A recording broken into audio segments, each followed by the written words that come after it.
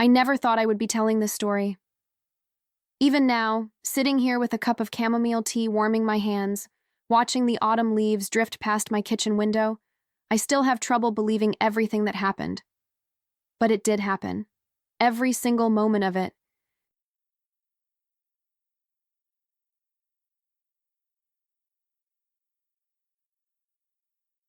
And I learned something about myself that I never knew was there, buried deep beneath 62 years of being agreeable, being accommodating, being the kind of woman who always said yes when she should have said no.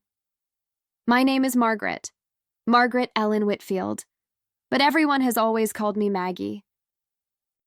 I was born in a small house on Elm Street in 1963, married my high school sweetheart at 19, raised 2 children, buried my husband 11 years ago, and have been living alone ever since in the house where I brought my babies home from the hospital.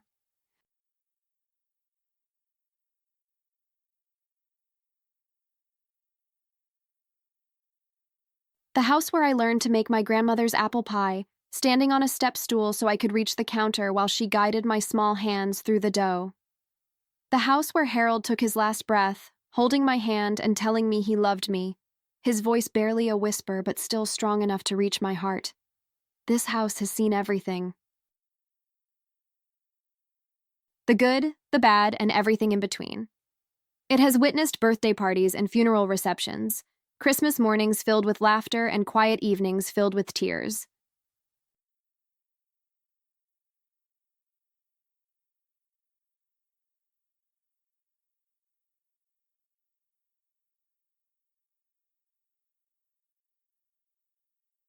The walls are soaked with 4 decades of memories, and sometimes on quiet nights when the wind blows just right, I swear I can still hear the echoes of children running down the hallway, of Harold whistling while he worked on some project in the garage, of life being lived in all its messy, beautiful glory.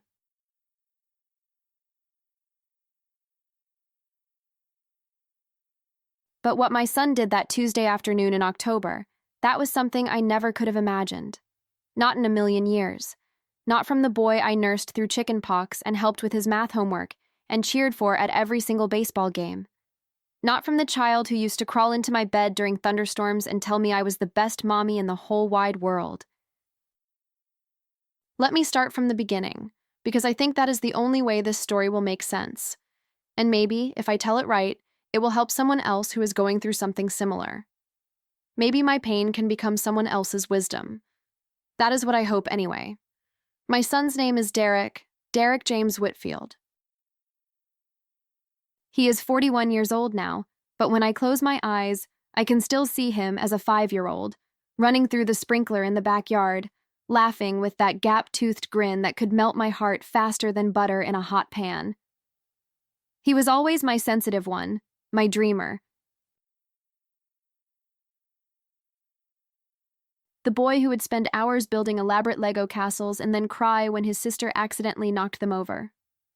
The teenager who wrote poetry in spiral notebooks and hid them under his mattress because he thought no one would understand. His sister, Rebecca, she was the practical one, the one who had her life planned out by the time she was 12. She would make lists and charts and schedules, and she would actually follow them. When she said she was going to do something, she did it. No excuses, no delays, no drama. Just steady, reliable progress toward whatever goal she had set for herself. But Derek, he floated through life like a leaf on a stream, never quite landing anywhere solid. He would start projects and abandon them. He would make promises and break them. He would dream big dreams and then wake up confused about why they had not come true while he slept. I worried about him, the way mothers do.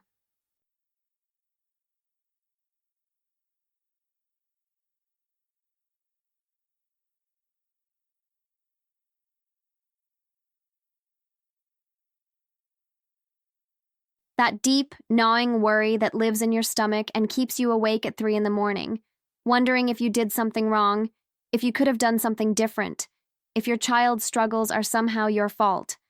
When he dropped out of college after 2 semesters, I worried. When he bounced from job to job, never lasting more than a year anywhere, I worried.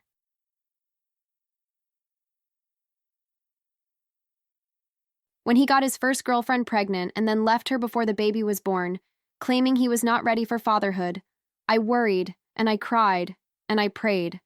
I prayed so hard for that boy. Every night, kneeling beside my bed like I had done since I was a child myself, asking God to guide him, to protect him, to help him find his way. Harold used to tell me I needed to let go, to stop trying to fix everything, to let Derek make his own mistakes and learn from them. But how do you let go of your child? How do you watch them walk toward a cliff and not reach out to grab them? I never learned how to do that, not until it was almost too late. But then Derek met Vanessa.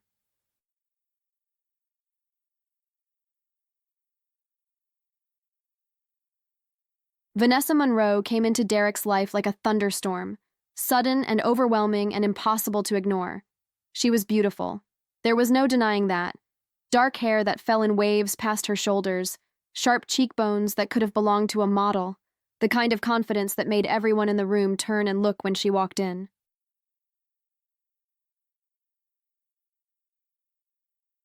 She had a way of commanding attention without seeming to try, of making you feel like you were the most important person in the world when she focused those dark eyes on you. Derek was smitten from the first moment he saw her at some bar downtown, the kind of place with sticky floors and cheap beer that I had hoped he would have outgrown by his mid-30s.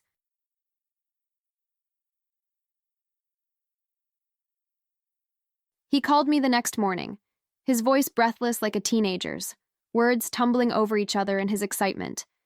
Derek said, "Mom, I met her. I met the one. She's incredible, Mom. You're going to love her. She's smart and funny and beautiful, and she gets me, you know? She really gets me. I wanted to believe him. I really did." After everything he had been through, all the mistakes and the false starts and the broken relationships that left him more lost than before, I wanted my boy to find happiness. I wanted him to find someone who would love him the way he deserved to be loved, who would see past his flaws and appreciate the good heart that I knew was buried somewhere beneath all that confusion and fear. So when he brought Vanessa home for Thanksgiving that year, I opened my arms and my heart, and I welcomed her like she was already family. I made her favorite pie, pumpkin with homemade whipped cream, because Derek had told me it was her favorite. I set the table with my mother's good china, the set with the delicate blue flowers that only came out for special occasions. I wanted everything to be perfect. That was my first mistake. Looking back now, with the clarity that only hindsight can provide, I can see the signs I missed.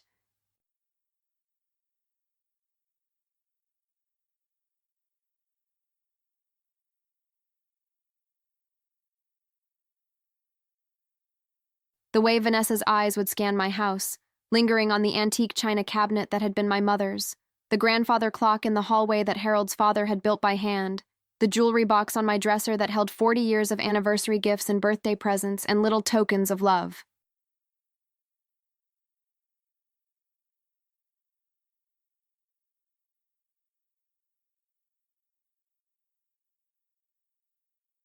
I thought she was just admiring things, appreciating the history of a home filled with memories and meaning. I thought she was interested in getting to know me, in understanding where Derek came from. But she wasn't admiring, she was appraising. She was calculating the value of everything she saw, adding it up in her head, figuring out what it might be worth and how she might get her hands on it. I know that now. But back then, all I saw was a charming young woman who seemed to make my son happy. Derek and Vanessa got married 3 months after they met, at a courthouse ceremony that I was not invited to attend. They called me afterward, from the courthouse steps, Vanessa's voice sweet as honey on the phone while traffic noise blurred in the background. Vanessa said, "We just couldn't wait, Mom. We were so in love. We couldn't stand the thought of waiting another day to be husband and wife. You understand, don't you? I hope you're not too disappointed." Mom. She called me Mom before I even had a chance to get used to being her mother-in-law, before I had a chance to know her, to understand her, to figure out if she was worthy of my son. And I, fool that I was, I thought it was a sign of affection. I thought it meant she wanted to be close to me.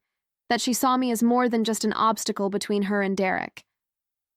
I understand, I said, swallowing my disappointment like a bitter pill that scraped all the way down. I wish you both all the happiness in the world. Those words haunt me now. I replay them in my mind sometimes, late at night when sleep won't come, and I wonder what would have happened if I had said something different. If I had told the truth about how hurt I was, how excluded I felt, how worried I was about a marriage that began with secrets and excluded the people who loved them most. Would it have made a difference? Would anything have changed? Probably not. But I will never know for sure, and that uncertainty lives in my chest like a small, cold stone. The first few years of their marriage, things seemed okay on the surface. Derek got a job at an auto parts warehouse, not glamorous but steady. He would come home with grease under his fingernails and a tired smile, and he seemed, for the first time in his adult life, content. Vanessa worked at a nail salon, doing manicures and pedicures and gossiping with the other technicians about their clients and their lives. They rented a small apartment across town, a 2-bedroom place in a complex that had seen better days, and I saw them maybe once a month for Sunday dinner. Those dinners were nice, I thought.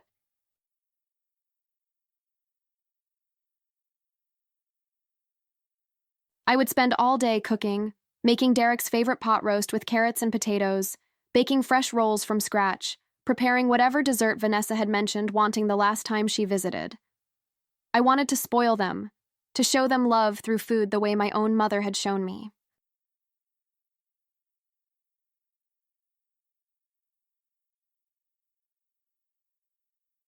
Vanessa would compliment my cooking, her eyes lighting up as she took her first bite of pie or sampled a forkful of mashed potatoes. She would say things like, "Oh, Mom, this is amazing. You have to teach me your recipe." And I would glow with pride, imagining the two of us in the kitchen together, passing down family traditions to the next generation. She never did ask for those recipes, not once. But I kept hoping.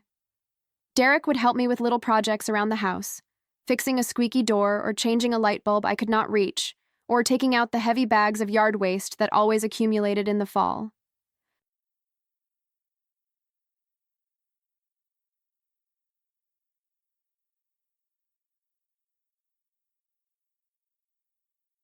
For a few hours, I felt like I still had my family, like the distance that had grown between us was just geography, just schedules, just the normal pulling apart that happens when children become adults. But the requests started small, so small I barely noticed them at first. They were woven into conversations so seamlessly that I did not recognize them for what they were. They were disguised as casual observations, as friendly suggestions, as expressions of admiration that somehow always ended with Vanessa getting something she wanted. Vanessa said, "Mom, I noticed you have 2 sets of good dishes. That china cabinet is just packed full. You probably don't need both sets, right? I mean, it's just you living here now. Could we maybe borrow one for our apartment? We've been wanting to host dinner parties, but we don't have anything nice to serve on." "Of course," I said. "What's mine is yours." I gave her the set my mother had given me when I got married, the one with the pink roses around the rim that had survived 40 years of holidays and celebrations without a single chip or crack.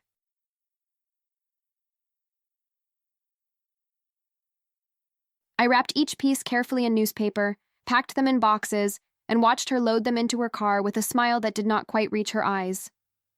Derek said, "Mom, my car needs a new transmission, and we're a little short this month. Things have been tight with Vanessa's hours getting cut at the salon. Could you help us out? Just until my next paycheck. I'll pay you back, I promise."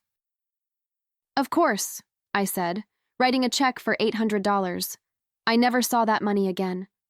Vanessa said, "Mom, that beautiful ring Harold gave you for your anniversary, the one with the sapphires, you never wear it anymore, do you? I noticed it just sitting in that jewelry box on your dresser every time I come over."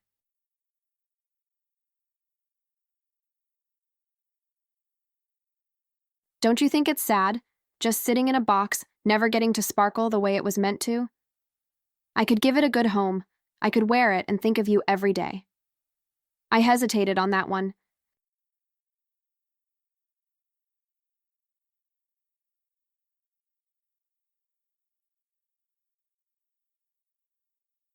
My hand actually trembled when I reached for the jewelry box, because that ring was the last piece of jewelry Harold ever gave me, 3 months before the cancer diagnosis that would take him from me forever. He had saved for months to buy it, working extra plumbing jobs on weekends, putting aside every spare dollar he could find.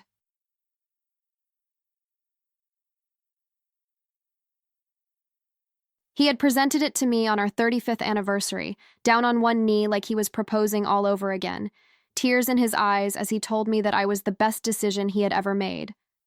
But I saw the way Vanessa's eyes lit up when she looked at it, the way they tracked the light playing off the sapphires like a cat watching a bird. And I saw the way Derek squeezed her hand, the hopeful expression on his face, the silent pleading that maybe, if I gave her this, she would be happy and he could stop feeling caught in the middle. What good is a ring if it just sits in a drawer, I told myself. At least someone will enjoy it.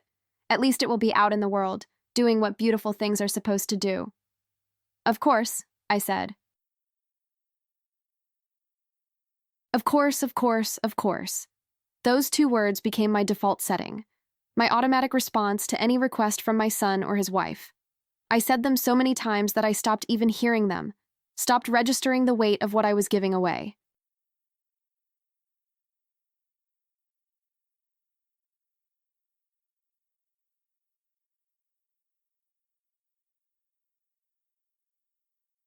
I was the mom who always said yes, the mom who never wanted to cause trouble, the mom who would give you the shirt off her back if you asked nicely enough, and sometimes even if you didn't. And Vanessa always asked nicely. At first. She had a talent for it, I realize now. A gift for making her requests seem reasonable, even generous, as if she was doing me a favor by taking things off my hands.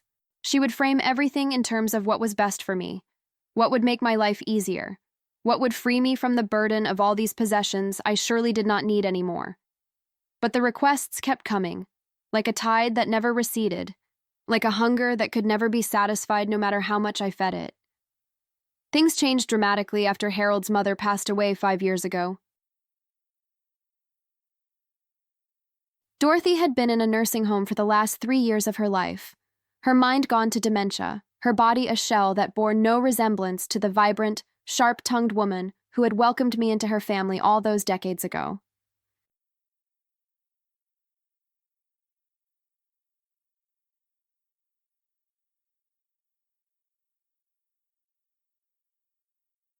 I visited her every week, holding her hand and talking to her about the weather and the grandchildren and the garden I was planting, even though I knew she could not understand a word I said.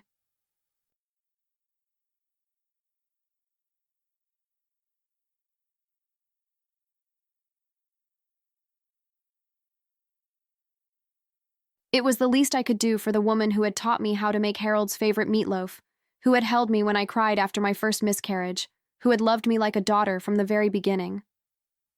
When Dorothy finally slipped away peacefully in her sleep one March morning, I was sad but also relieved that her suffering was over.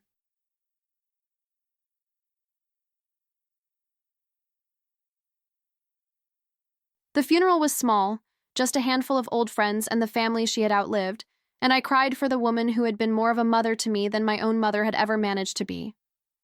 What I did not expect was the check from her life insurance policy, $75,000.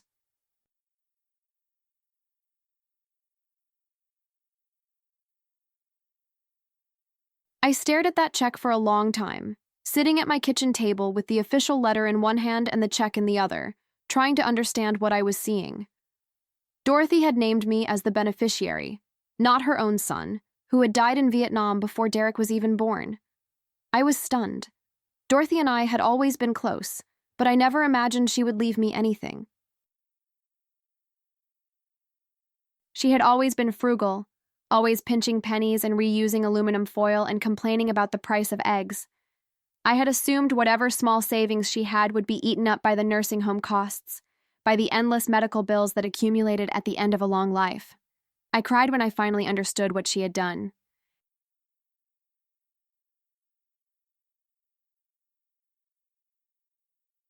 I cried for the woman who had treated me like a daughter for over 40 years, who had quietly set aside money month after month so that I would have something to remember her by after she was gone. It was the most generous gift I had ever received, and I swore to myself that I would use it wisely, that I would make her proud. I should have kept that inheritance a secret. I know that now. I should have locked that knowledge away in the same drawer where I kept the check, hidden from everyone until I had time to think clearly about what to do with it. But I was so overwhelmed, so emotional, so desperate to share my grief and my gratitude with someone who would understand that I mentioned it to Derek the next time I saw him.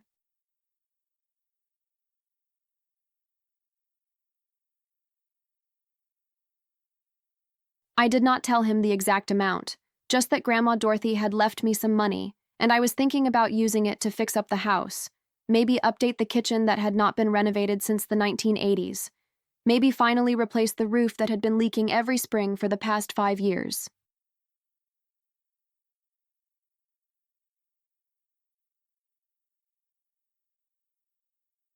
I mentioned, almost as an afterthought, that I might take a trip somewhere, maybe finally see the Grand Canyon like Harold and I had always planned.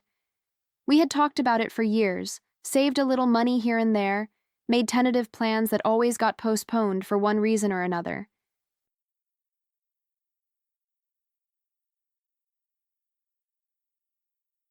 Now Harold was gone and the dream had faded. But maybe, I thought, maybe I could go alone and scatter some of his ashes over that magnificent void. Maybe that would give us both some peace. Derek seemed happy for me when I told him.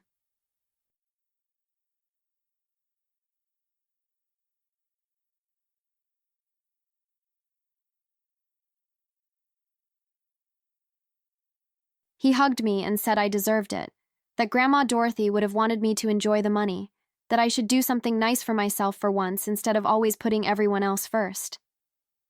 But then he went home and told Vanessa. Within a week, they were at my door with a proposition.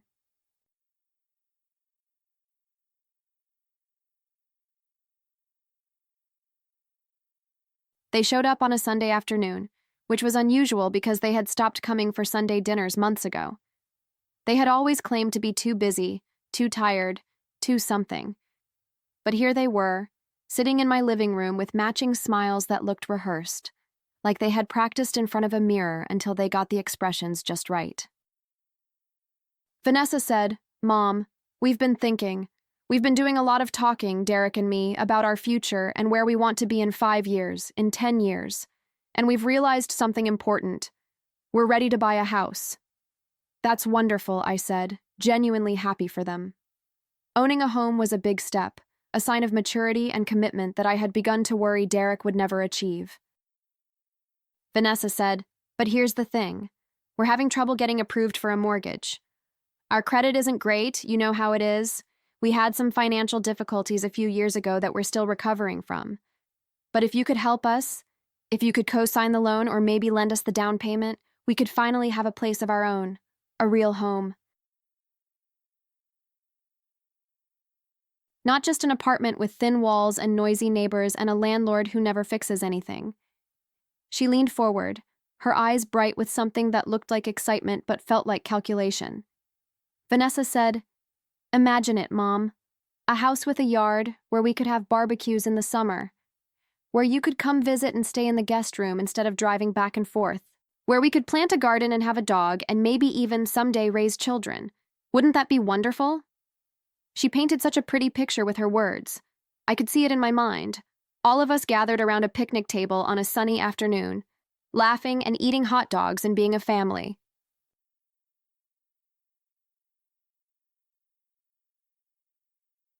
I could see myself in that guest room she mentioned, waking up to the sound of my grandchildren playing outside my window.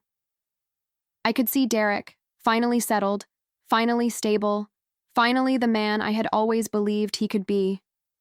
That was all I ever wanted, really. Just to have my family close, to feel needed, to feel loved.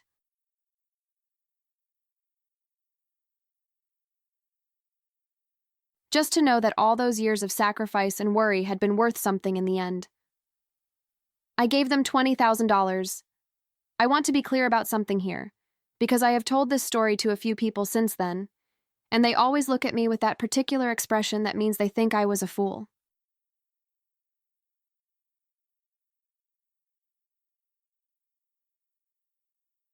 That pitying, slightly condescending look that says they would never have made such an obvious mistake. I want to be clear that I did not give them that money because I am stupid.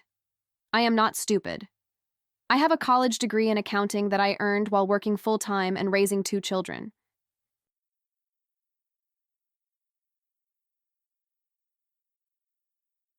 I worked at the same firm for 30 years, climbing from entry-level bookkeeper to senior accountant, earning raises and promotions through hard work and dedication. I balanced Harold's books for his plumbing business every single month without a single error, catching discrepancies and solving problems that more than one bank manager said they would have missed. I am not stupid. But I am a mother. And mothers, we have blind spots when it comes to our children. We want to believe the best in them, even when the evidence is staring us right in the face, even when anyone with objective eyes would see the warning signs flashing red.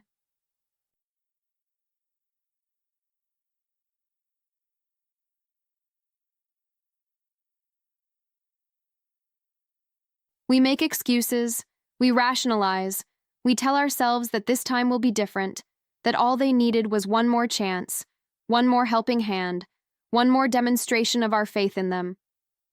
This time was not different. Derek and Vanessa bought a house in a nice subdivision about 20 minutes from me. 3 bedrooms, 2 bathrooms, a 2-car garage that Derek immediately filled with tools and projects he would never finish. And yes, a backyard with a patio perfect for those barbecues Vanessa had described so vividly. I was so happy for them when they got the keys, so proud that I had helped make this possible.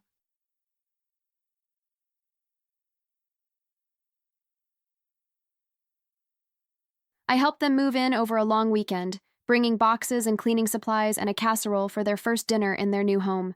I scrubbed bathrooms and organized closets and hung pictures on walls until my arms ached and my back screamed for mercy. Vanessa thanked me with that bright smile she had perfected, the one that showed all her teeth but never quite warmed her eyes. Vanessa said, "You're the best, Mom. We couldn't have done this without you." But the guest room she had promised, the one where I was supposed to stay when I visited, the one that would make driving back and forth unnecessary, it became her home office within a month, filled with a desk and a computer and craft supplies for projects she never completed. And the barbecues? They never happened. The patio furniture sat unused, accumulating pollen and bird droppings, slowly fading in the sun. And the visits? They became fewer and farther between, always with some excuse about being busy with the house or tired from work or not feeling well enough for company.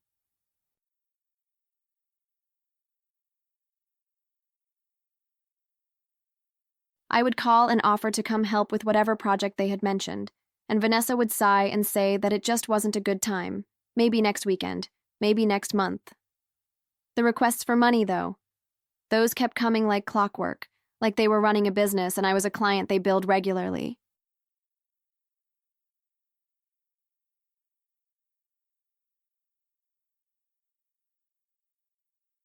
Over the next 3 years, I gave them another $15,000 in various amounts for various emergencies. The furnace broke in the middle of January, and they needed $2,000 immediately, or they would freeze. Derek lost his job when the auto parts warehouse closed and needed help covering the mortgage for 3 months until he found something new.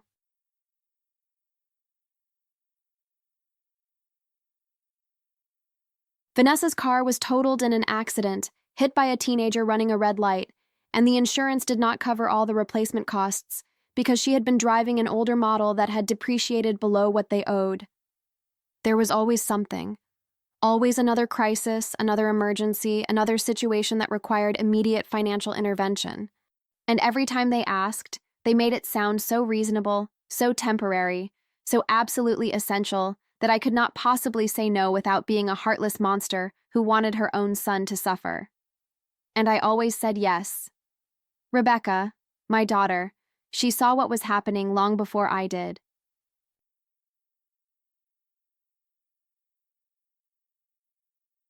She lives in Seattle now, has since she took a job there right out of college, seizing an opportunity with the same practical determination that had always defined her. She became a physical therapist, building a successful career helping people recover from injuries and surgeries, find their strength again.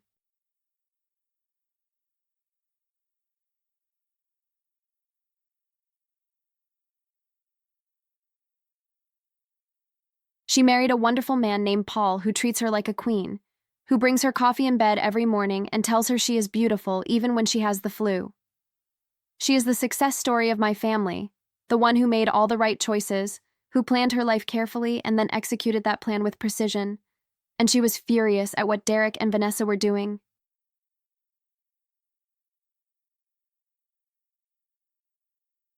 Rebecca called me one night after I had mentioned casually that I had helped Derek and Vanessa pay for some car repairs. Just mentioned it, not thinking anything of it, because by that point, giving them money felt as normal as breathing. Her voice was tight with frustration, that particular tone she gets when she is trying very hard not to yell. Rebecca said, "Mom, you have to stop. You have to stop giving them money every time they ask. They're using you. Can't you see that?" "They're not using me," I said, immediately defensive the way I always got when she criticized her brother. I could feel my back stiffening, my jaw tightening, all the physical signs of a mother preparing to protect her child, even when that child was 40 years old and did not deserve protection. They're going through a hard time. The economy is difficult, jobs aren't as stable as they used to be. That's what family does. We help each other through the tough times.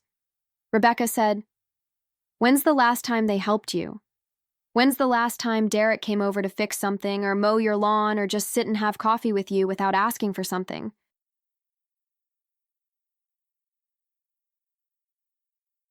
I opened my mouth to answer, to list all the things Derek had done for me, all the ways he had shown his love and gratitude. But nothing came out, because the truth was, I could not remember. I could not recall a single visit in the past year that had not ended with a request, a single phone call that had not eventually circled around to money. Rebecca said, "Mom, I love you." And I love Derek too, even though he makes it really hard sometimes. He's my brother, and I will always care about what happens to him.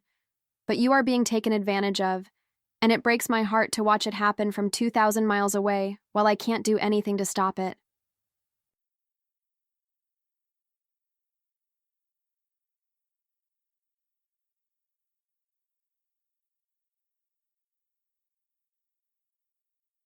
I told her she was being dramatic, that she was exaggerating because she had never liked Vanessa, that she did not understand the complicated dynamics of her brother's marriage.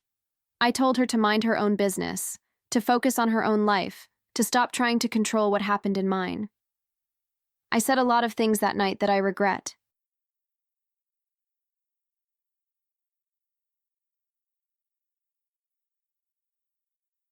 Harsh things, defensive things, things designed to push her away because her truth was too painful to accept. I heard her voice break on the other end of the line, heard the tears she was trying to hide, and still I kept going, kept building walls between us with every word. The phone calls with Rebecca became less frequent after that.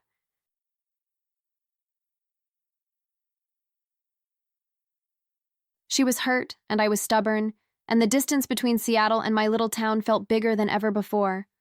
I missed her terribly, missed our easy conversations about nothing and everything, missed the sound of her laugh, and the comfort of knowing that at least one of my children had turned out okay.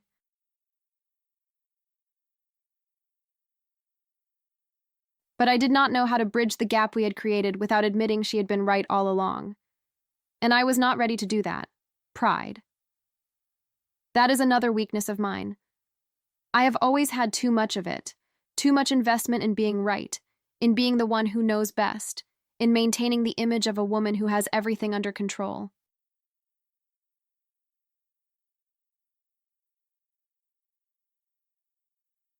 It is a survival mechanism, I suppose, developed over years of being a woman in a world that did not take women seriously unless they projected absolute confidence.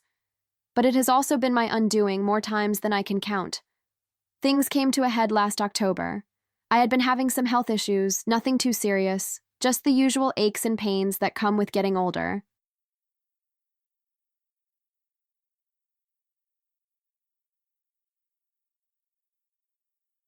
My doctor wanted me to cut back on stress, get more rest, maybe think about simplifying my life a little. He talked about blood pressure and cortisol levels and the long-term effects of chronic anxiety on the heart. He suggested, very gently, that I might want to consider my living situation.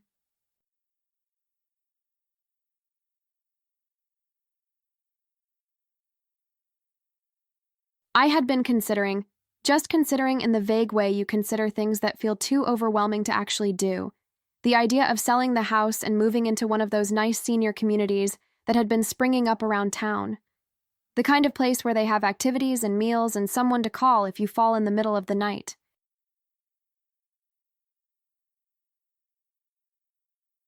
The kind of place where you do not have to worry about maintaining a big old house all by yourself, where you do not have to climb up on ladders to clean gutters or shovel snow off walkways, or lie awake at night wondering if that sound you heard was a burglar or just the house settling. I made the mistake of mentioning this to Derek during one of our increasingly rare phone conversations.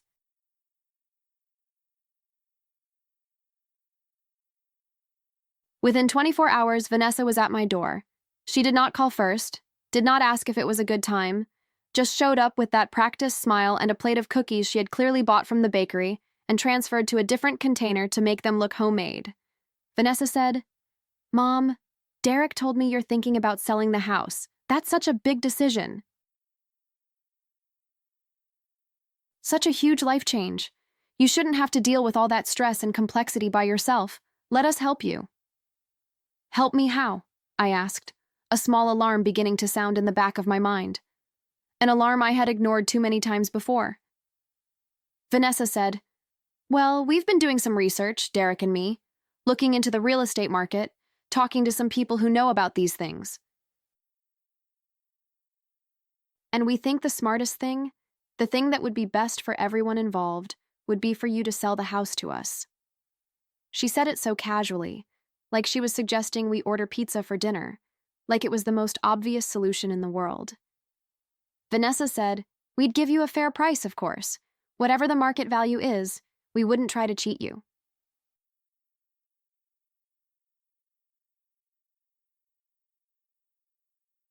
And then you could use that money to get a nice apartment somewhere, maybe one of those senior communities you were looking at. Somewhere without all the maintenance headaches. And we'd take over the house, fix it up, maybe even rent it out for some extra income. It would be a win-win situation for everyone.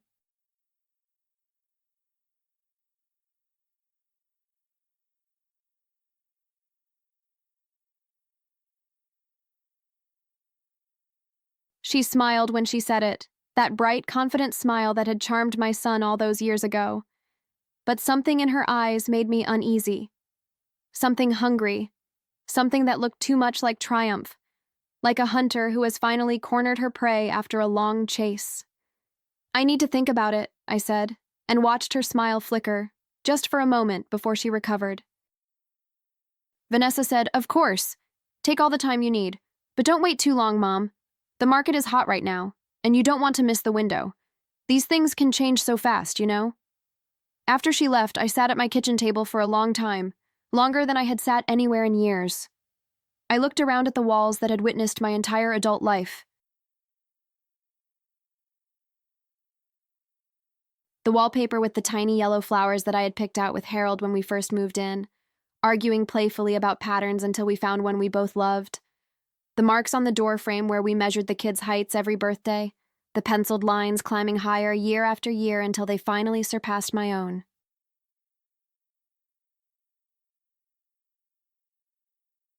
The window over the sink where I had watched so many sunrises while waiting for my coffee to brew, while wondering what the day would bring, while praying that my family would be safe and happy. This house was not just a building. It was my history, my identity, my home. It was the place where I had become who I was, where I had loved and lost and grown and learned. It held Harold's memory in every room, in the squeaky third step he had always meant to fix, in the closet that still smelled faintly of his aftershave, in the workshop in the garage where his tools still hung exactly where he had left them. And suddenly, sitting there in my kitchen with the afternoon sun streaming through the window, I realized I was not ready to give it up.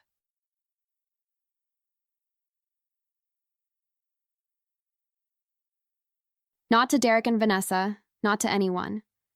This was my house, and I was going to stay in it until I was good and ready to leave, whenever that might be. Maybe years from now. Maybe never. I called Derek that night, after Vanessa would have gone to bed, hoping to catch him alone. I said, "Son, I appreciate the offer. I really do. But I've decided I'm not going to sell the house. Not right now. Maybe not ever. This is my home, and I want to stay here as long as I can." There was a long silence on the other end of the line. I could hear him breathing, could almost hear him thinking, trying to figure out how to respond. Derek said, "Mom, are you sure about this? Vanessa really thinks this would be the best thing for everyone.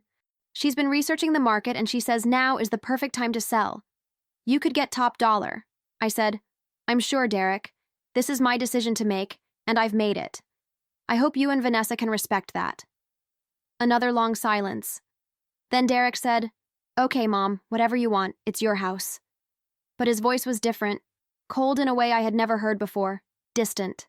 And I felt something shift between us in that moment, some invisible wall going up that had not been there before. Some door closing that I was not sure I could ever open again. I should have known that was not the end of it. I should have been prepared for what came next. But even after everything, I still wanted to believe the best about my son. I still wanted to believe that love meant something, that blood was thicker than water, that the boy who had once told me I was the best mommy in the whole wide world was still in there somewhere. 2 weeks later, on a Tuesday afternoon that started like any other Tuesday afternoon, I was in my bedroom folding laundry when I heard a truck pull into my driveway.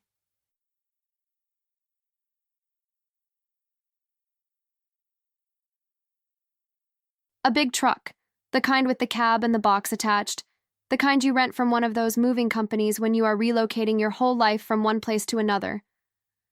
I went to the window and looked out, and my stomach dropped like an elevator with cut cables.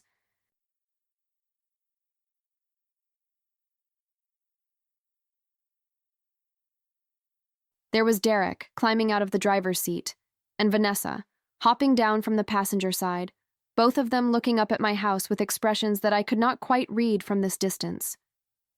They had not called. They had not texted or emailed or given any warning at all.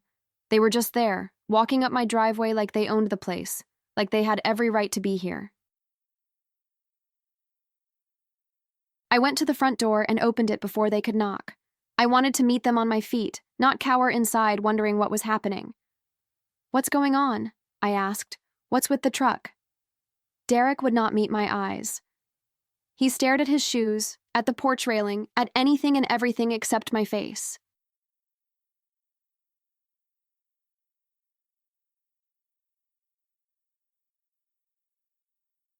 His shoulders were hunched in that way they used to get when he was a child who knew he had done something wrong. Vanessa said, "Oh, Mom, we have some exciting news. We're doing some renovations on our house, finally updating the kitchen and bathrooms like we've been planning for years. But we need to clear out some space for the contractors to work. We thought we could store a few things here temporarily, just for a couple weeks until the work is done." I looked at the truck, at my son's guilty posture, at Vanessa's too bright smile. "What kind of things?" I asked. Vanessa said, "Just some furniture and appliances. Nothing major. You've got all this extra room here, all these empty bedrooms that no one uses. It just makes sense for us to store our stuff here instead of paying for a storage unit. Something felt wrong. Very wrong. The kind of wrong that raises the hair on the back of your neck and makes your heart beat faster even when you cannot articulate why."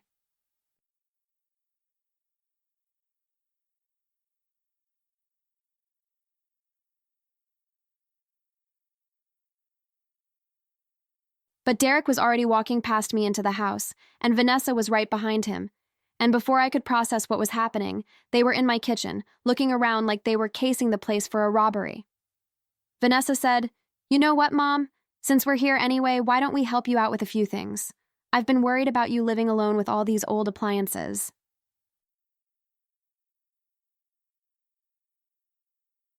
That refrigerator of yours, for instance, it must be ancient. It must cost a fortune to run all that old technology.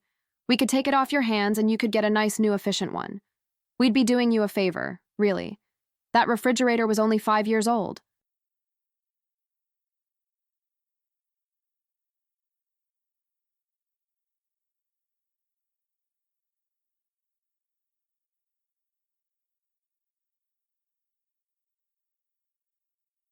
Harold had bought it for me for our anniversary.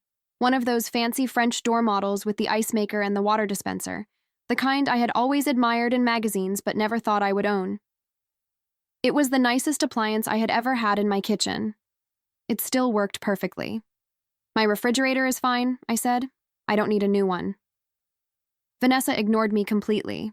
She was already opening cabinets, checking the pantry, running her hand along the countertops like she was inspecting a house she was thinking of buying. Vanessa said, "And this stove? How old is this thing anyway? It looks like something from the 1970s. It's probably a fire hazard, Mom. You could hurt yourself using something so outdated. You could burn the whole house down." The stove was old, that was true. It had been in the house when Harold and I bought the place, one of those heavy, solid models that they do not make anymore.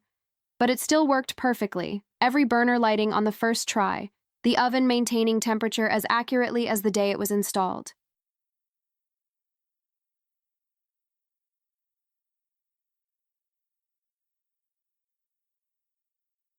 I had made 1,000 meals on that stove, raised 2 children on food cooked over those burners. It was not a fire hazard. It was part of my history. "I don't want a new stove," I said, my voice harder now, an edge creeping in that I could not quite control. "I like my stove. It works fine." Vanessa said, "Mom, we're just trying to help you. We're looking out for your best interests." You're getting older, you can't deny that, and you shouldn't have to deal with all these old appliances that could fail at any moment. Let us take them off your hands and you can get new ones. Derek knows a guy who can give you a great deal on brand new stuff. Derek was standing by the back door, still not looking at me. His shoulders were hunched, his hands shoved deep in his pockets.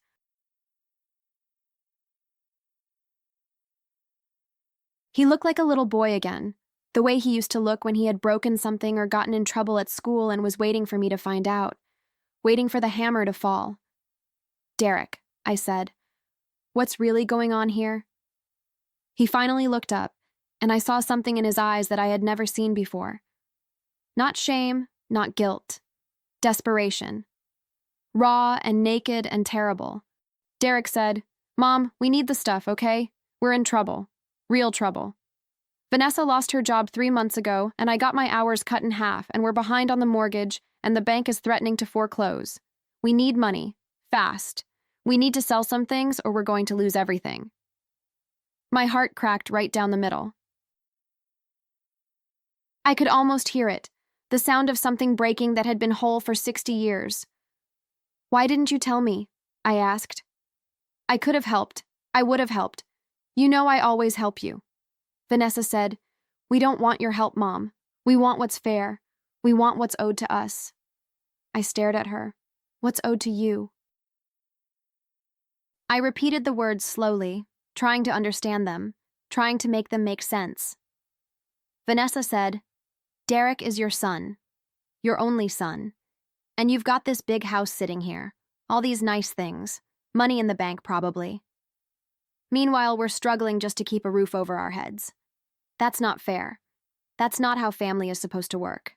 I could not believe what I was hearing. After everything I had given them, all the money, all the support, all the sacrifices I had made, and now this woman was standing in my kitchen, the kitchen where I had cooked meals for her, where I had welcomed her into my family, telling me that I owed them more. I said, "I have given you tens of thousands of dollars over the years, Vanessa. I gave you the down payment for your house. I have helped you every single time you asked. Every single time." Vanessa said, "That's what parents do. That's the bare minimum of what parents are supposed to do for their children. It doesn't count as some special favor. The bare minimum." Something inside me snapped. I could feel it, like a rubber band stretched too far, finally breaking. 62 years of being agreeable, being accommodating, being the woman who always said yes when she should have said no. And for what? To be told that my love and my generosity were the bare minimum? To be treated like an ATM with a heartbeat? "Get out," I said. My voice was quiet, barely above a whisper.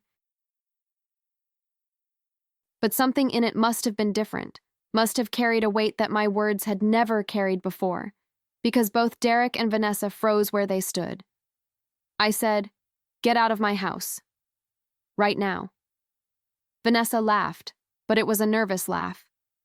The laugh of someone who has suddenly realized the situation is not going the way she planned. Vanessa said, "Mom, come on, don't be dramatic. We're just having a conversation. We're just talking about what's best for everyone." I said, "I am not being dramatic. I am telling you to leave my home. You are not welcome here. Not today. Not until you learn to treat me with respect." Derek said, "Mom, please. We're desperate. We don't know what else to do. Vanessa has been applying for jobs for months, and I'm barely making enough to cover the basics. We don't know what else to do." I looked at my son, really looked at him for the first time in years, and I saw a stranger, a man I did not recognize, a man who had let his wife poison him against his own mother, a man who had come to my house with a truck to take my things without even asking. I said, "You could have come to me, Derek. You could have been honest. You could have sat down with me and told me you were in trouble and asked for help like a decent human being. But instead you showed up with a truck, ready to take my belongings, my memories, my life. That's not asking for help. That's stealing from your own mother." Derek said, "We're not stealing, we're just borrowing." We were going to bring everything back when we got back on our feet. Vanessa said, "And it's not like you need all this stuff anyway. You're one person living in a 4-bedroom house. It's selfish, really, when you think about it. All these things just sitting here, not being used, while we struggle to survive." I walked to the front door and opened it wide.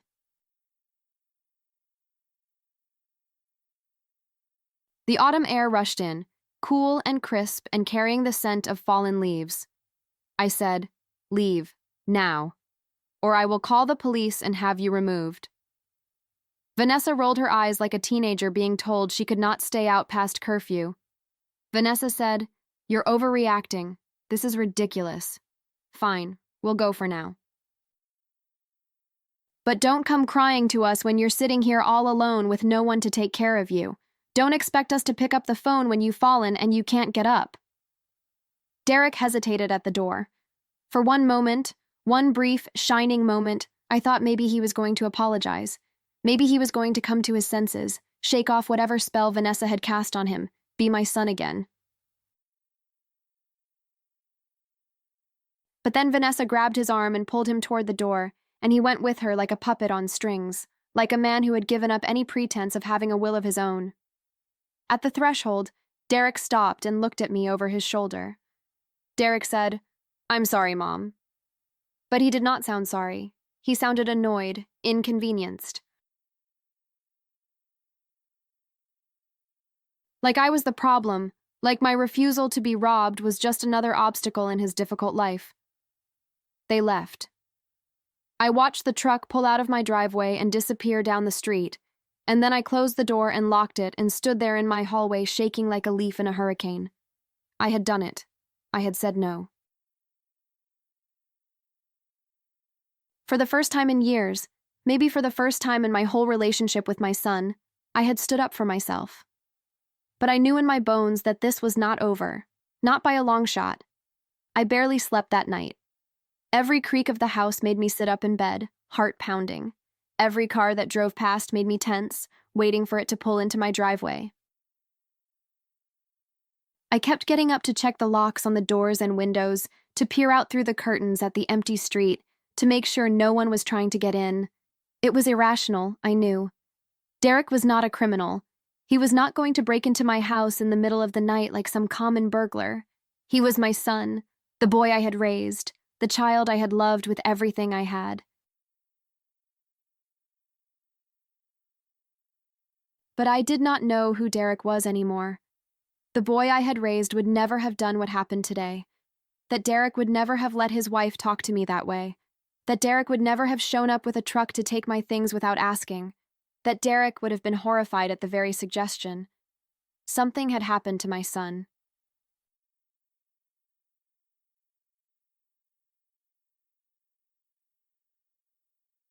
Something I had not seen happening. Something I had been too blind or too afraid to recognize. And I did not know how to fix it. I was not even sure it could be fixed anymore. The next morning, I did something I had not done in months. Something I should have done a long time ago, before things got this bad, before the distance between us became so vast. I called Rebecca. She answered on the second ring, and I could hear the worry in her voice immediately. Rebecca said, "Mom, is everything okay? You never call this early." I started crying. I could not help it. All the stress and fear and heartbreak of the past 24 hours came pouring out of me in great heaving sobs that I could not control, that I did not even try to control. Rebecca said, "Mom, what happened? Talk to me. Whatever it is, we'll figure it out. Just talk to me." So I told her, everything. The truck showing up unannounced, the demands, the things Vanessa had said about what was owed to them, the look in Derek's eyes when he apologized without meaning it, the way I had finally said no and made them leave. Rebecca was quiet for a long moment when I finished. I could hear her breathing on the other end of the line, could almost hear her thinking. Then she said, "I'm coming home." I said, "Becca, you don't have to do that. I'm fine. I'm okay. I just needed to talk to someone, to hear a friendly voice." Rebecca said, "Mom, you're not fine. You're the opposite of fine, and I should have been there a long time ago.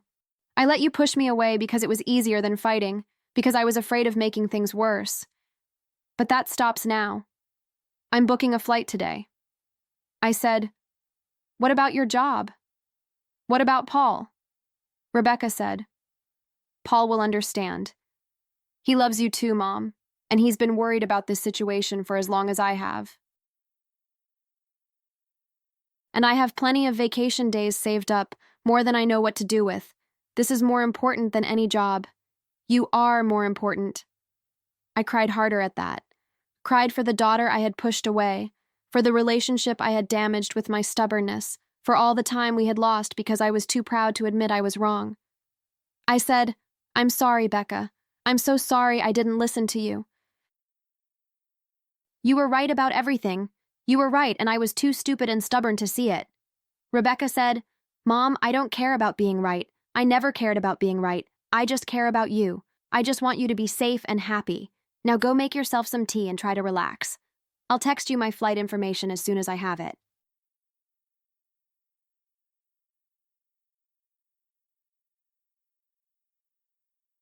After I hung up, I sat at my kitchen table and looked around at my house with new eyes. Rebecca was coming. My daughter, my practical, sensible, loving daughter, was dropping everything to come help me. I had pushed her away for so long, had chosen Derek's feelings over hers again and again, and she was still willing to be there for me when I needed her most. Maybe I had not failed completely as a mother after all. Rebecca arrived 2 days later. I picked her up at the airport, nervous and excited and terrified all at once. What if she was angry with me? What if the wounds I had inflicted were too deep to heal? What if she had only come out of obligation, not love? But when I saw her walking through the arrivals gate, all those fears evaporated like morning dew. She looked different than I remembered, older in a way that suited her, confident in a way that made me proud.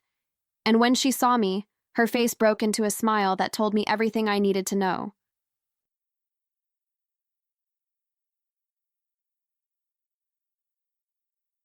She ran toward me, and then we were hugging in the middle of the airport like we had not seen each other in decades, like the distance between us had never existed at all. I said, "You look wonderful, sweetheart." Rebecca said, "You look tired. Come on, let's get you home." On the drive back to the house, I filled her in on everything that had happened since my phone call. Which was not much, to be honest. Derek had not called, had not texted, had not shown up or reached out in any way. It was like our confrontation had never happened, like I had dreamed the whole thing. But I knew better than to think it was over. Vanessa was not the type to give up easily. Rebecca said, "We need to take some precautions." I've been thinking about this the whole flight, making lists in my head. We should change your locks, all of them, front door and back door and garage. Get a security system, maybe one of those video doorbell things so you can see who's there before you open the door. Make sure all your important documents are somewhere safe, somewhere they can't get to. I said, "You really think that's necessary?" That all sounds so extreme. Rebecca said, "Mom, they showed up with a truck. They were going to take your appliances, your furniture, whatever they could fit. Who knows what else they might try if they get desperate enough." She was right. I knew she was right, but it still hurt to hear it. Still felt like a betrayal to be taking these precautions against my own child. I said, "I can't believe this is happening. I can't believe Derek would do this to me." Rebecca reached over and squeezed my hand, keeping her eyes on the road. Rebecca said, "I know, Mom. I'm so sorry. I'm so sorry you're going through this." We spent the next few days getting my affairs in order, turning my house into something that felt more like a fortress than a home. Rebecca helped me change the locks on all the doors, installing new deadbolts with keys that only we would have. We set up a video doorbell, the kind that connected to my phone and let me see and talk to anyone who approached my door.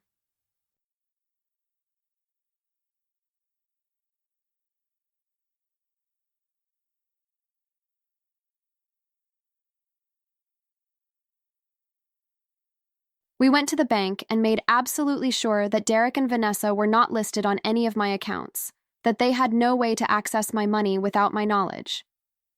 We talked to a lawyer, a kind woman named Patricia, who specialized in elder law and family disputes.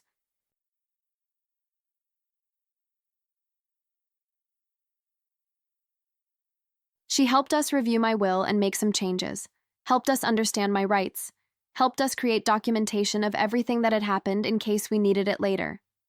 It felt strange, sitting in that office with its leather chairs and diplomas on the wall, discussing legal protections against my own son, but it also felt necessary.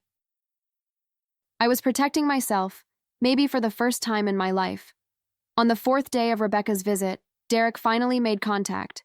I was in the kitchen making lunch, moving around the familiar space while Rebecca worked on her laptop at the table, when my phone buzzed. I looked at the screen and felt my stomach drop. Derek wrote, "Mom, we need to talk. Can I come over tomorrow?" I showed the message to Rebecca. She said, "What do you want to do?" I said, "I don't know. Part of me wants to see him, to try to work things out, to believe that we can fix this somehow. But another part of me is scared of what might happen, scared that he'll bring Vanessa and they'll try something worse." Rebecca said, "You don't have to decide right now. Take some time to think about it. But if you do decide to see him, I think I should be there. I think you need backup." I nodded. I said yes. I think that would be best. I texted Derek back, choosing my words carefully. I wrote, "You can come tomorrow at 2, but Rebecca will be here." His response was immediate. Derek wrote, "Why does she have to be there?" I wrote, "Because I want her there. Those are my terms. Take them or leave them." There was a long pause. I watched the screen, waiting, my heart beating so hard I could feel it in my fingertips. Finally, his response came. Derek wrote, "Fine. See you tomorrow." I did not sleep well that night.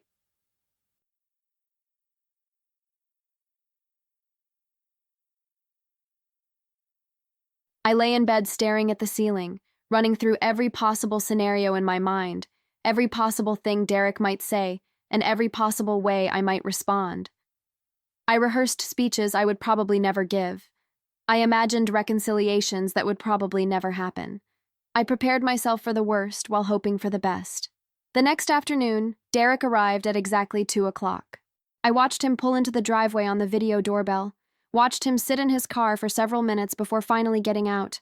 He was alone. No Vanessa, no truck. He looked terrible as he walked toward the house. Dark circles under his eyes, stubble on his chin like he had not shaved in days, clothes wrinkled like he had slept in them. He looked like he had aged 10 years in the past week. Rebecca and I were sitting in the living room when he knocked. I got up to answer the door, my heart pounding so hard I could feel it in my throat. I opened the door. I said, "Come in." He walked into the living room and stopped short when he saw Rebecca sitting on the couch. Something flickered across his face, something that might have been guilt or might have been resentment, and then it was gone. Derek said, "Hey, Becca." Rebecca said, "Derek." Her voice was cold enough to frost the windows. I could feel the tension between them. Years of resentment and disappointment compressed into that single word. Derek sat down in the chair by the window, as far from Rebecca as he could get while still being in the same room. I sat on the couch, Rebecca beside me, close enough that I could feel her strength just by being near her. For a long moment, no one said anything. The silence stretched out, uncomfortable and heavy, filled with all the things we were afraid to say. Then Derek cleared his throat.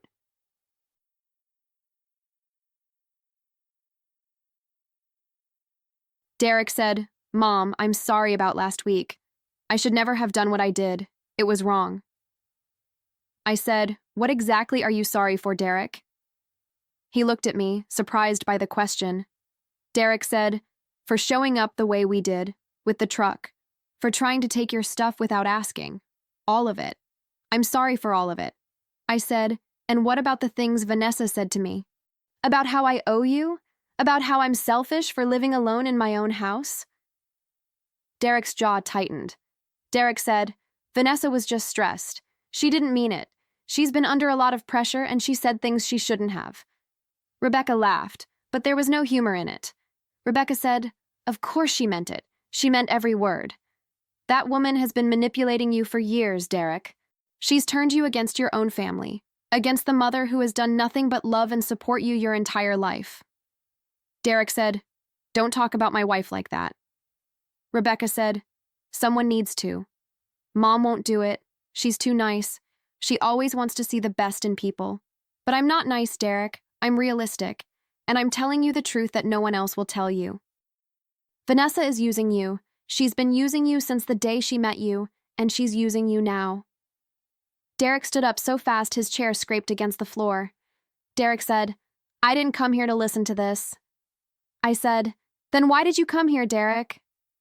He turned to look at me, and for just a second I saw my little boy again, the scared child who used to crawl into my bed during thunderstorms. The lost teenager who could not figure out who he was supposed to be, desperate for someone to tell him what to do, how to fix the mess he had made of his life. Derek said, "I don't know. I guess I thought maybe you could help us. One more time. Just one more time." I said, "Help you how?" Derek said, "The bank is going to foreclose on our house next month. We have 30 days to come up with the money we owe or we're going to lose everything we have. The house, the cars, all of it." I said, "How much do you owe?" Derek said, $43,000. The number hung in the air between us like a physical thing, heavy and suffocating. I said, "And you came here thinking I would just write you a check for $43,000? Derek said, "You have the money, Mom. I know you do. Grandma Dorothy left you money. You've got the house, which is worth a lot. You could get a loan against it or sell something or help us figure something out. You've always helped before." I said, "Derek, I have given you close to $50,000 over the years. $50,000, and I have never seen a penny of it back." Derek said, "That was different. Those were emergencies." I said, "Every time is an emergency with you. There's always something, always some crisis that requires my money. And every time I help, you come back asking for more. It never ends.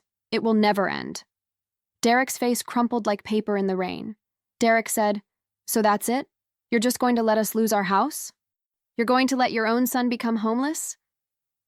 I felt Rebecca shift beside me, felt her hand on my arm, steadying me, supporting me. I said, "I am not going to give you $43,000, Derek. I am not going to co-sign any more loans. I am not going to sell my house or take out a mortgage or do any of the things you and Vanessa have been pressuring me to do." Derek said, "Then what are we supposed to do?" I said, "I don't know. That's for you to figure out. You're a grown man, Derek. You're 41 years old. It's time you started acting like it. It's time you took responsibility for your own choices, instead of expecting me to fix everything." Derek stared at me like he had never seen me before.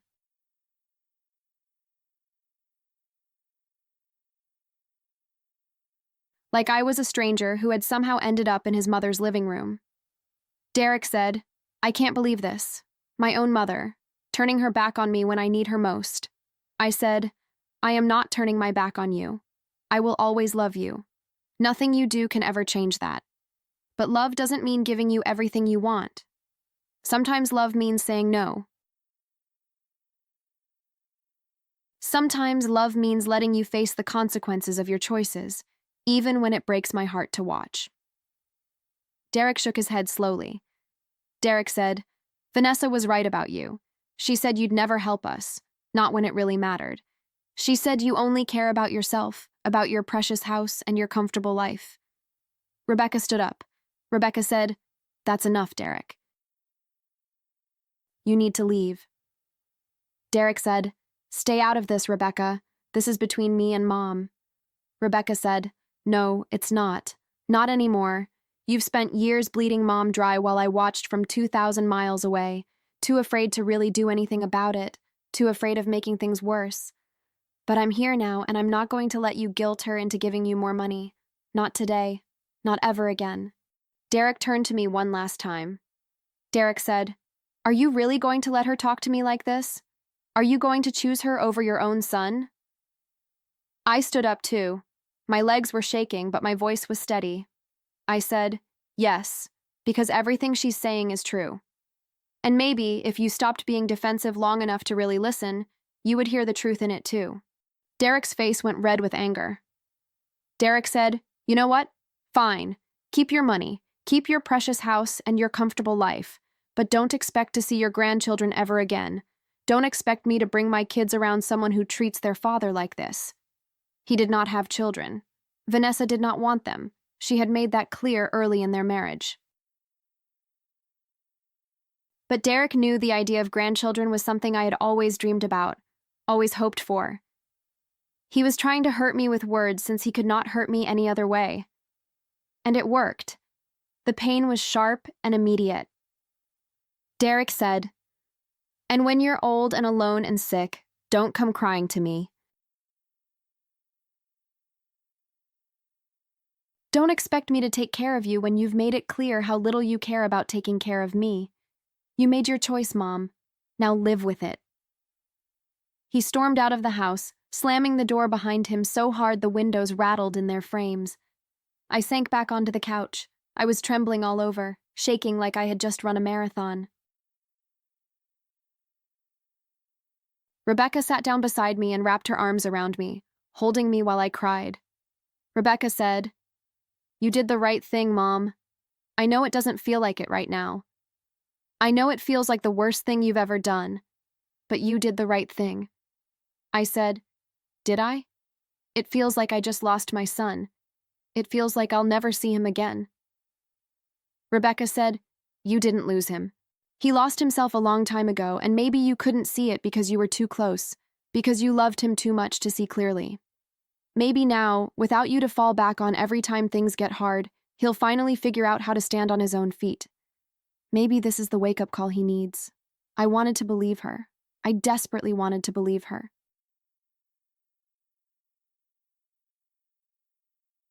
But in that moment, all I felt was grief. Grief for the son I had lost, for the relationship that might never be repaired, for all the years of loving and giving and hoping that had led to this moment in my living room with broken hearts scattered on the floor. The weeks after Derek's visit were some of the hardest of my life.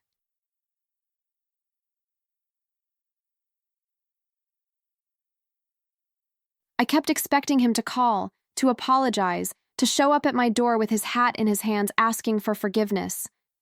Every time my phone rang, my heart would leap with hope. Every time a car drove down my street, I would look out the window wondering if it was him. But he did not call. He did not write. He did not come.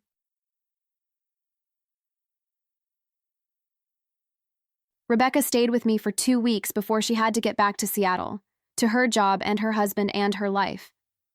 Those 2 weeks were a gift I did not know I needed.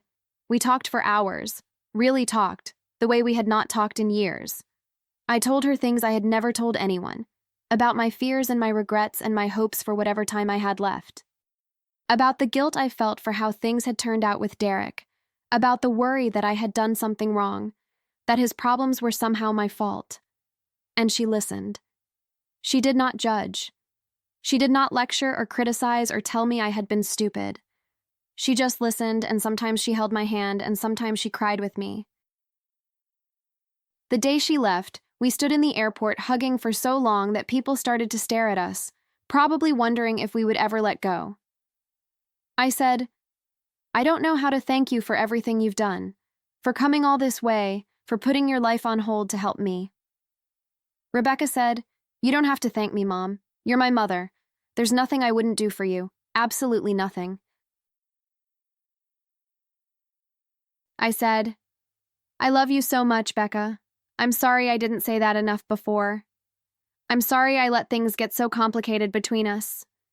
Rebecca said, "I love you too, Mom. Now promise me you'll take care of yourself.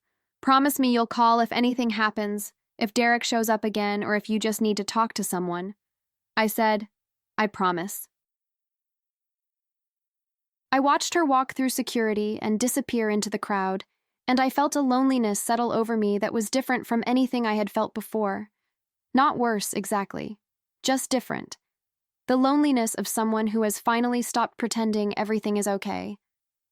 I drove home and sat in my empty house and let myself cry until there were no tears left.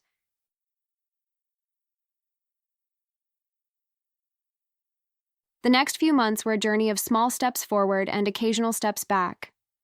I started going to therapy, something I had always thought was for other people, for people with real problems, not for a 62-year-old woman who should have her life figured out by now. But my therapist, a kind woman named Dr.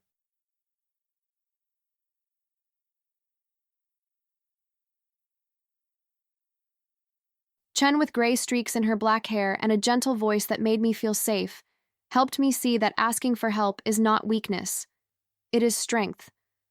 I talked about Derek, about Vanessa, about all the years I had spent putting everyone else's needs before my own. I talked about Harold and how much I still missed him, even after 11 years. I talked about my fears of getting older, of being alone, of dying without having made a difference in the world. Dr. Chen helped me see that I had made a difference. I had raised 2 children, had a long and loving marriage, built a life that meant something. The fact that one of my children had gone down a difficult path did not erase all the good I had done. It was not a reflection of my worth as a mother or as a person.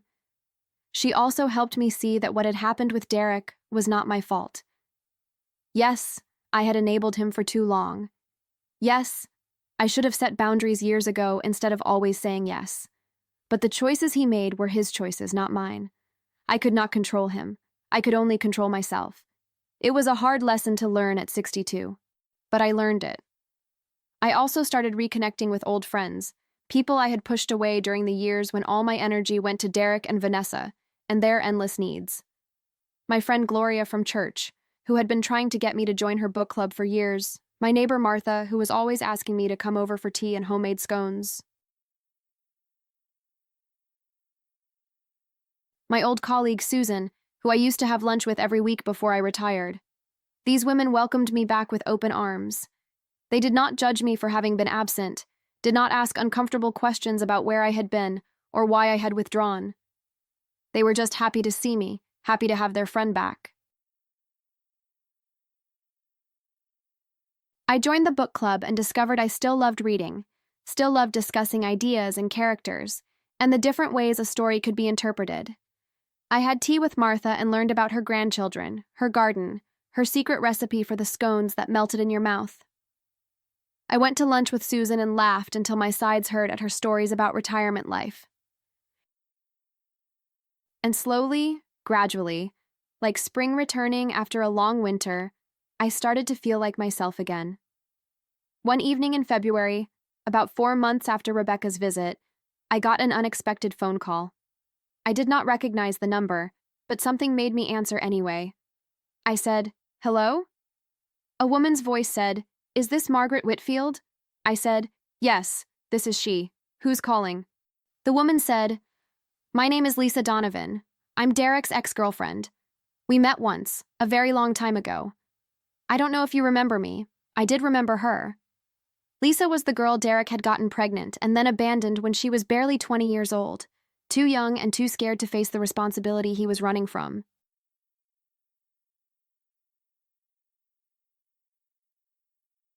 I had tried to stay in touch with her after Derek left, had even offered to help with the baby, to be part of the child's life even if my son refused to be.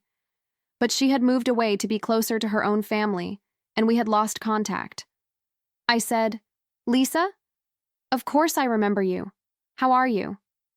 Lisa said, "I'm good. Really good, actually. I've built a nice life. Found a good man who adopted my daughter as his own. I know this is out of the blue, and I wouldn't blame you if you hung up on me. But I've been thinking about reaching out for a long time, and I finally got up the courage. I heard what happened with Derek and Vanessa, and I wanted to see how you were doing." I was touched that she had thought of me after all these years. I said, "That's very kind of you, Lisa. I'm doing okay. It's been a difficult few months, but I'm getting through it."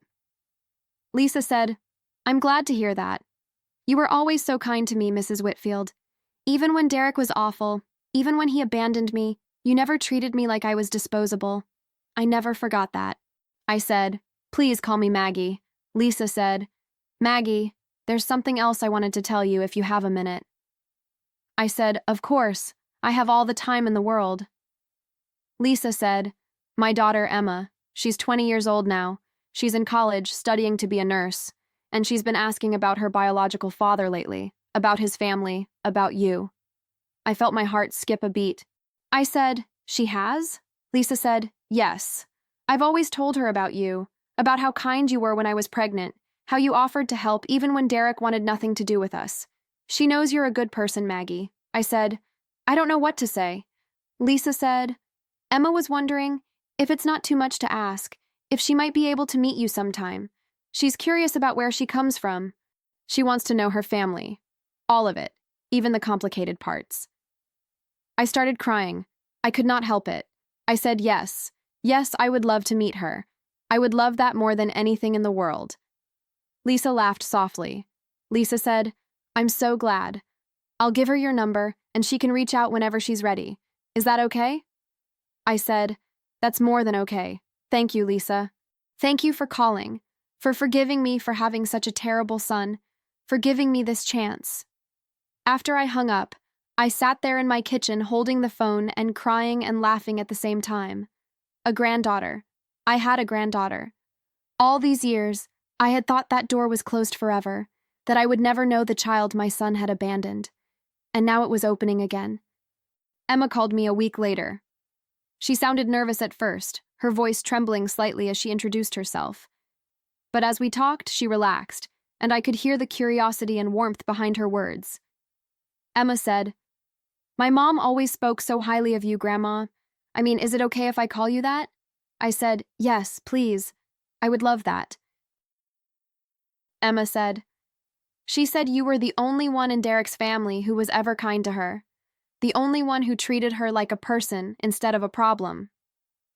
I said, "Your mother is a remarkable woman, Emma. She was so young when she had you, and she did it all on her own. I have always admired her strength and her courage." We talked for almost 2 hours that first call. Emma told me about her life, her studies, her dreams for the future. She wanted to work in pediatrics, helping sick children and their families navigate the hardest moments of their lives. I told her about my life, about Harold, about growing up in a small town where everyone knew everyone, and your business was never truly your own.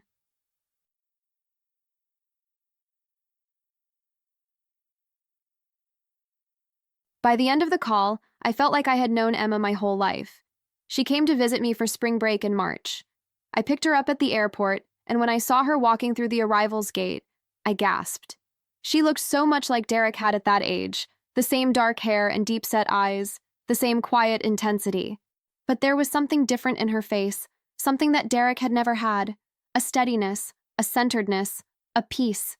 She saw me and waved, and then she was hugging me, this stranger who was also my blood, and I felt something in my heart click back into place.